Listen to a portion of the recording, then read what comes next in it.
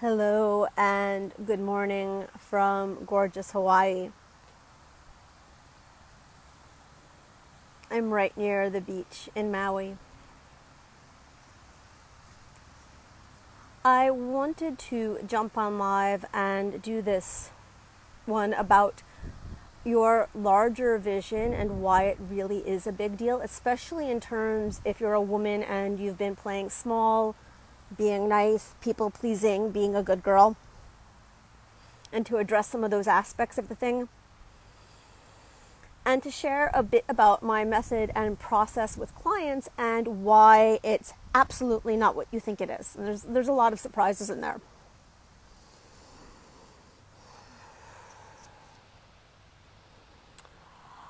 So your larger vision is that thing that in your heart you are driven to create.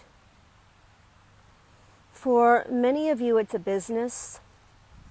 For many of you, you have a business and it's the next incarnation of your business. For some of you who are in corporate, or not, for many of you, it's just about creating a massive impact on humanity to the degree that it leaves a mark on the generations that come after. And in every case, the concept of larger vision has to do with leadership, with authority, with embodying your leadership, but from a very integrated space, from the inside out. Now, the first statement I want to make here is that this really, really, really does matter. And then I'm going to detour and speak a little bit to women and how, as women, we've been indoctrinated, trained. I like the word indoctrinated away from, I could say your, but really our larger visions. The concept of settling, whether that's settling for a smaller career, settling for the wrong man, settling for the wrong marriage, settling for not enough money, whatever it is. The concept of settling is endemic for us as women. And it also ties very, very deeply into the concept of the good girl, of being nice and of people pleasing. And you know what? I'm 45 years old, right? And the other day I was in a conversation with a friend and I was speaking about an aspect of my life that I'm not happy with, and she was encouraging me to settle. And she's highly educated, highly trained. She's a spiritual leader in her own right. This is endemic. So your larger vision truly, truly, truly matters. And just for the duration of this video, I'm going to invite you to put aside the settling, the compromise, the settling, the good girl, the people pleasing. Just take a breath, take a moment, and just put that out of the room just for the next couple of moments. And I see people jumping on live. Hello, welcome. Feel free to pop some comments in if you want. Now I'm going to transition into my method and process with clients. And by the way, I'm by the beach in Hawaii.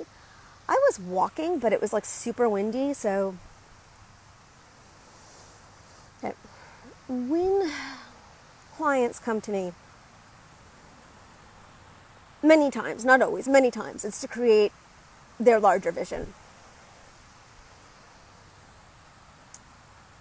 And in many cases, this is business related. In fact, one of my early clients, I'm going to talk about an early client because this is such a great example of this. And then I'm going to get into what I offered about my method and process. One of my early clients, this was years ago, came to me as a struggling psychotherapist. She was a therapist. She didn't like it. She was broke. She was having a hard time. She wanted to literally be a spirituality teacher. People were saying, you can't do that. You have to be a therapist. You have to play it safe. Sound familiar? It's the settling. It's the good girl thing. Anyway, across 6 months and working together, she fully pivoted into her spiritual mentorship business and booked it out. And a couple of years later, a couple of years after our work, launched a Divine Feminine Mystery School. So that's one of the directions this can take. There's many directions. That's one of them. So my method and process with clients. If you've been working on your larger vision in any capacity, you've likely encountered a couple of different schools of thought of how to do this. One of them being the obvious, a business strategy. Another second backup probably being something along the lines of what's roughly called mindset work. Now, strategy actually does matter. It is a real thing. But in general, I find that mindset work has many, many, many shortcomings. In short, it becomes like trying to put glitter on top of a pile of shit. And I'll get there. Basically, you have a subconscious, and if you're walking around chanting affirmations while your subconscious is still miserable, you're just creating a mess. So my method with clients certainly is not mindset-based at all. It is internal, though. Okay, so there's a 4-part process that I use on this journey with you. The first part or pillar of the process is invoking your higher self into form. So you have your human self, and you also have your higher self. And the higher self is essentially the aspects of you that embody all of your wholeness, whether that's emotional wholeness, relational wholeness, financial wholeness, leadership wholeness, impact wholeness, all of it. So the first part of this journey is calling your higher self into form. It's deeply shamanic work, so that you experience changes in your emotional life, in your business, in your money, in your leadership from the very beginning of our work together. Now I'm going to add a quick note about this. There is a very practical, tangible aspect of this work too. Yes, part of it's the woo-woo, part of it's the shamanic, part of it's the energetic. But the other aspect of this first part of my process with you is very much evaluating the business that you have, if you do have a business, and doing a quick rework to see where there's money, impact, leadership that you're missing, and doing like a one-stop overhaul from the very beginning. And if you don't have a business but want to create one, we're doing the same thing. We're calling your larger vision into the room and doing the practical, tangible, actionable work on steps towards it from day one. So that's the first part of the 4-part process. Invoking your higher self into form and either a business rework or a business oracle activation if you're just restarting. The second part of my process with clients is depth embodiment work. And this is not embodiment like yoga. I mean, I love yoga, but it's not embodiment like yoga. In this second pillar, we dive deep into your body, where all the repressed, hidden, messy thoughts, limiting belief systems, big emotions, even traumas are hiding. And you and I release them on a cellular level. Because the thing is this, even if you're like, oh, I have limiting beliefs, those live not just in your mind, but in your body. So in the second pillar of this process, we release it all from your body.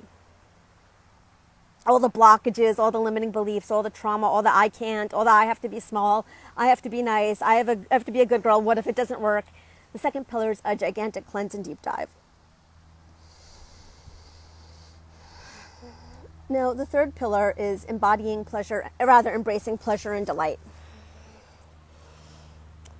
So you're here because you want to bring your larger vision into form. You want to bring your next level of impact into form. You want to bring your leadership and authority into form, or into the next level of form, depending where you're at. After you and I do the deep clearing work, it's time to expand your container. How do you receive praise? How do you receive joy? How do you receive love? How do you receive more money and hold it?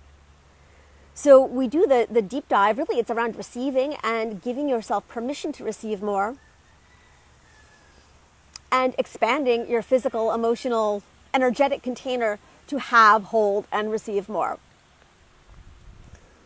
So the third pillar is really about expansion and receptivity. And side note, with women, sometimes there's a sacred sexuality component, not always. I'm not going to get into that in depth today, but I'll mention that that does emerge and that is welcome with certain clients, women only. Okay. I'm going to back up because you're probably asking at this point, I get this, this sounds good, What about business? What about, the more masculine, linear side of things? Yes, okay. The first thing is we're doing some of that work in Pillar 1 with the business oracle activation and tangible action steps in business reworking right now. And that rework that we start in the beginning continues through all of these other pillars. So it's not like we do it for a day in the beginning and then it stops, if that question's coming up. And finally, the fourth pillar is business leadership and authority. And we circle all the way back to your larger vision, to your business, to your leadership, to your authority, to both who you're being, how you're leading, what vision you're creating. Are you creating it with joy? Are you creating it with love?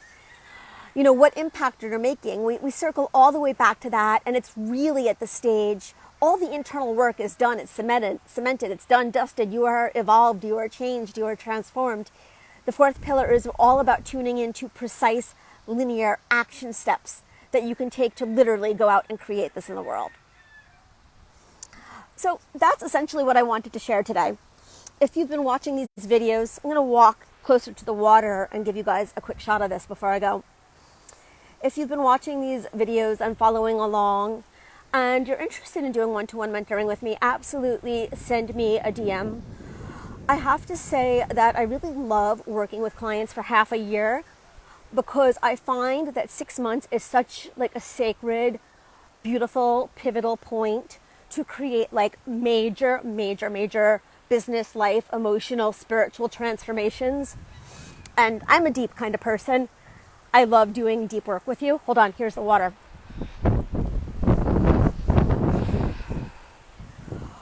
But the other thing that I'm really focusing on besides the 6-month one-to-one is single session business oracle activations, which is a single session of business channeling. Okay, lots of love from Hawaii. I'm going to close this out. See you soon.